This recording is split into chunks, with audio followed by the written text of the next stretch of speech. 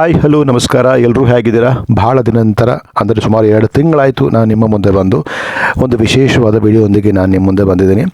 ಇದು ಸುಮಾರು ನಾಸಿಕ್ಕಿಂದ 28 ಕಿಲೋಮೀಟರ್ ದೂರದಲ್ಲಿರುವಂಥ 12 ಜ್ಯೋತಿರ್ಲಿಂಗದಲ್ಲಿ ಒಂದಾದಂಥ ತ್ರಯಂಬಕೇಶ್ವರ. ಅಲ್ಲಿಗೆ ನಿಮ್ಮನ್ನು ಕರ್ಕೊಂಡು ಹೋಗ್ತಾ ಇದ್ದೀನಿ, ಬನ್ನಿ.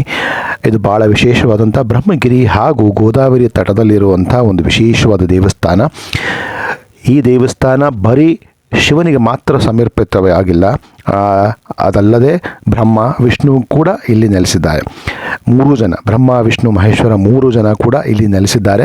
ಬಹಳ ವಿಶೇಷವಾದತೆ. ನಾವು ಎಂಟ್ರಿ ಆಗ್ತಿದ್ದಂಗೆ ನಿಮಗೆ ಇಲ್ಲಿ ಅಕ್ಕಪಕ್ಕ ಅಂಗಡಿಗಳು ಕಾಣುತ್ತೆ, ಸರದಿ ಸಾಲಿನಲ್ಲಿ ಸುಮಾರು ಅಂಗಡಿಗಳು ಕಾಣುತ್ತೆ. ಇಲ್ಲಿ ಪೂಜಾ ಸಾಮಗ್ರಿಗಳು ಎಲ್ಲ ಪ್ರತಿನಿತ್ಯ ದೇವರಿಗೆ ಏನೇನು ಬೇಕೋ, ಆರತಿ ಹಾಗೂ ಹಣ್ಣು ಹಂಪಲಗಳು ಏನೇನು ಬೇಕೋ ಅದನ್ನೆಲ್ಲ ಪರ್ಚೇಸ್ ಮಾಡಿ ಭಕ್ತಾದಿಗಳು ಮೊದಲು ಗೋದಾವರಿಯಲ್ಲಿ ಮಿಂದು ನಂತರ ಇಲ್ಲಿ ಪೂಜೆ ಸಾಮಗ್ರಿಗಳನ್ನ ಪರ್ಚೇಸ್ ಮಾಡ್ತಾರೆ. ನಂತರ ದೇವನಿಗೆ ಶಿವನಿಗೆ ಅರ್ಪಣೆ ಮಾಡಿದ ನಂತರ ಆ ದೀಪವನ್ನು ತೆಗೆದುಕೊಂಡು ಬಂದು ಗೋದಾವರಿ ನದಿಯಲ್ಲಿ ತೇಲಿ ಬಿಡ್ತಾರೆ. ಅದೊಂದು ಬಹಳ ಒಂದು ಪ್ರತೀತಿಯಾಗಿ ನಡ್ಕೊಂಡು ಬಂದಂಥ ಒಂದು ಜಾಗವಾಗಿದೆ. ತ್ರಯಂಬಕೇಶ್ವರ ಅಂದರೆ ಬಹಳ ಒಂದು ವಿಶೇಷತೆ, ಯಾಕಂದರೆ ಜ್ಯೋತಿರ್ಲಿಂಗದಲ್ಲಿ ಒಂದಾದಂಥ ತ್ರಯಂಬಕೇಶ್ವರ ಸರದಿ ಸಾಲಲ್ಲಿ ನಿಂತು ನಾವು ಅವರ ದರ್ಶನವನ್ನು ಮಾಡಲು ಹೊರಟ್ವಿ. ಬಹಳ ವಿಶೇಷವಾಗಿತ್ತು. ನಮಗೆ ಬಹಳ ವರ್ಷದಿಂದ ನೋಡಬೇಕು ಅಂತ ಒಂದು ಜಾಗವಾಗಿತ್ತು. ಆದ್ದರಿಂದ ಹೋದ್ವಿ. ತುಂಬ ವಿಶೇಷವಾಗಿ ದರ್ಶನ ಆಯಿತು, ಬಹಳ ಖುಷಿ ಆಯಿತು. ಯಾಕಂದರೆ ಬರೀ ಒಂದು ಶಿವನನ್ನೇ ನೋಡೋದಲ್ಲದೆ ಜೊತೆ ಅಲ್ಲಿ ಶಿವನ ಜೊತೆ ಬ್ರಹ್ಮ ವಿಷ್ಣು ಕೂಡ ಈ ಜಾಗದಲ್ಲಿ ನೆಲೆಸಿರುವುದು ನಮಗೊಂಥರ ವಿಶೇಷವಾಗಿ ಹಾಗೂ ಪ್ರತಿ ಭಕ್ತಾದಿಗಳಿಗೆ ಒಂದು ವಿಶೇಷವಾಗಿದೆ. ನಿಜವಾಗ್ಲೂ ಪ್ರತಿನಿತ್ಯ ಸಾವಿರಾರು ಭಕ್ತಾದಿಗಳು ಬರ್ತಾರೆ, ಬಂದು ಇಲ್ಲಿ ಶಿವನ ದರ್ಶನ ಮಾಡಿ ಹೋಗ್ತಾರೆ.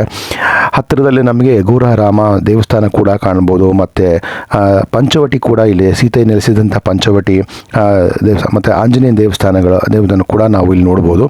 ನಾವು ಹೋದಾಗ ಅಷ್ಟು ರಶ್ ಇರಲಿಲ್ಲ, ಯಾಕಂದರೆ ನಾವು ತುಂಬ ಬೆಳಗ್ಗೆ ಬೇಗನೆ ಹೋದ್ದರಿಂದ ಕಾರಣ ನಮಗೆ ಹತ್ತಿರದ ಬೇಗ ಸ್ವಲ್ಪ ದರ್ಶನ ತುಂಬ ಚೆನ್ನಾಗೇ ಆಯಿತು. ಇಲ್ಲಿ ಇನ್ನೊಂದು ವಿಶೇಷತೆ, ಗೋದಾವರಿ ಬಗ್ಗೆ ನಾನು ನಿಮ್ಗೆ ಹೇಳಿದೆ. ಗೋದಾವರಿ ತಾಯಿ ಇಲ್ಲೇ ಹುಟ್ಟಿದ್ದು ಅಂತ. ಅದಕ್ಕೆ ಕಾರಣ ಕಥೆ ಏನು ಅಂದರೆ, ಗೌತಮ ಮಹರ್ಷಿಗಳು ಅವರು ಇಲ್ಲಿ ನೆಲೆಸಿರ್ತಾರೆ. ಅಲ್ಲಿ ನೆಲೆಸಿ ಅವರಿಗೆ ತುಂಬ ವರ್ಷಗಳ ತಂದ ಮಳೆ ಆಗಿರಲ್ಲ, ಬೆಳೆ ಇರೋದಿಲ್ಲ. ಆದ ಕಾರಣ ಏನು ಮಾಡ್ತಾರೆ, ಅವರು ಶಿವನನ್ನು ಕುರಿತು ಒಂದು ತಪಸ್ಸನ್ನು ಮಾಡ್ತಾರೆ. ಶಿವ ಮೆಚ್ಚಿ ಕೂಡ ಅವರಿಗೆ ಒಂದು ಏನು ಬೇಕು ಅಂತ ಕೇಳಿದಾಗ, ಗಂಗೆಯನ್ನು ಇಲ್ಲಿ ಹರಿಸು, ಈ ಜಾಗವನ್ನು ಪುನೀತನಾಗಿ ಮಾಡು ಅಂತ ಹೇಳಿದಾಗ ಒಪ್ತಾನೆ. ಆದರೆ ಗಂಗೆ ಒಪ್ಪೋದಿಲ್ಲ. ಕಾರಣ ಏನು ಅಂದರೆ, ನಾನು ನಿನ್ನ ಬಿಟ್ಟು ನಾನು ಇನ್ನೆಲ್ಲೂ ಹೋಗೋದಿಲ್ಲ ಅಂತ ಹೇಳ್ತಾರೆ. ಶಿವನಿಗೆ ಕೋಪ ಬಂದು ಈ ಬ್ರಹ್ಮಗಿರಿ ಬೆಟ್ಟದಲ್ಲಿ ರುದ್ರ ನರ್ತನ ಮಾಡ್ತಾರೆ. ಆ ನರ್ತನ ಮಾಡುವಾಗ ಏನಾಗುತ್ತೆ, ಜಟೆಯಿಂದ ಗಂಗೆ ಸುಮಾರು ಕಡೆ ಹರಿಯೋಕ್ಕೆ ಶುರು ಆಗುತ್ತೆ. ಆದರೂ ಕೂಡ ಗೌತಮ ಮಹರ್ಷಿಗಳಿಗೆ ಆ ಗಂಗೆ ಸಿಗೋದಿಲ್ಲ, ಗಂಗೆ ಕೈಗೆ ಸಿಗೋದಿಲ್ಲ. ಆಗ ಅವರು ಪಾಪ ಬೇಜಾರು ಏನು ಮಾಡ್ತಾರೆ, ತನ್ನ ಇಲ್ಲಿರುವಂಥ ದರ್ಭೆಯಿಂದ ಒಂದು ಕಟ್ಟೆಯನ್ನು ನಿರ್ಮಾಣ ಮಾಡ್ತಾರೆ. ಒಂದು ಕಟ್ಟೆಯನ್ನು, ಅದನ್ನು ಕುಶಾವರ್ತ ಅಂತ ಕರೀತಾರೆ. ಕುಶಾವರ್ತದಲ್ಲಿ ಆ ಗಂಗೆಯನ್ನು ಬಂದಿಯಾಗಿ ಮಾಡ್ತಾರೆ. ಆ ಬಂದು ನೆಲೆಸ್ತಾರೆ. ಅದೇ ಇವಾಗ ನಾವು ಅದನ್ನು ಗೋದಾವರಿ ಅಂತ ಕರೀತೇವೆ. ಈಗ ಏನು ನೋಡ್ತಾ ಇದ್ದೀರಾ, ಶಿವನ ಒಂದು ಕಿರೀಟವನ್ನು ನೋಡ್ತಾ ಇದ್ದೀರಾ. ಇದು ಪಾಂಡವರ ಕಾಲದಲ್ಲಿ ಪಾಂಡವರು ಕೊಟ್ಟಂತಹ ಒಂದು ಕೊಡುಗೆ ಆಗಿದೆ.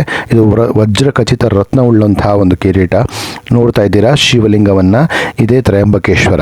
ಈ ತ್ರಯಂಬಕೇಶ್ವರ ಈ ಜಾಗದಲ್ಲಿ 3 ಜನ ನೆಲೆಸಿರುವುದು, ಬ್ರಹ್ಮ ವಿಷ್ಣು ಹಾಗೂ ಮಹೇಶ್ವರ. ಬಹಳ ವಿಶೇಷವಾದಂಥದ್ದು. ನೋಡಿ, ಆ ಪುಟ್ಟಕ್ಕೆ ನಿಮಗೆ ಲಿಂಗಗಳು ಕಾಣುತ್ತೆ. ಆ ಲಿಂಗದಲ್ಲಿ ಒಳಗೆ ಕಾಣುತ್ತೆ, ಅದನ್ನು ಗಮನಿಟ್ಟು ನೋಡಿದ್ರೆ ನಿಮಗೆ ಕಾಣುತ್ತೆ 3 ಪುಟ್ಟ ಲಿಂಗಗಳು ಕಾಣುತ್ತೆ. ಅದೇ ಬ್ರಹ್ಮ ವಿಷ್ಣು ಮಹೇಶ್ವರ. ಅದು ಬಹಳ ವಿಶೇಷತೆ. ಬರೀ ಇದು ಶಿವನಿಗೆ ಮಾತ್ರ ಸೀಮಿತವಾಗಿಲ್ಲ, ಈ 3 ಜನಕ್ಕೆ ಸೀಮಿತವಾದಂಥ ಒಂದು ವಿಶೇಷವಾದಂತಹ ಒಂದು ಸ್ಥಳ.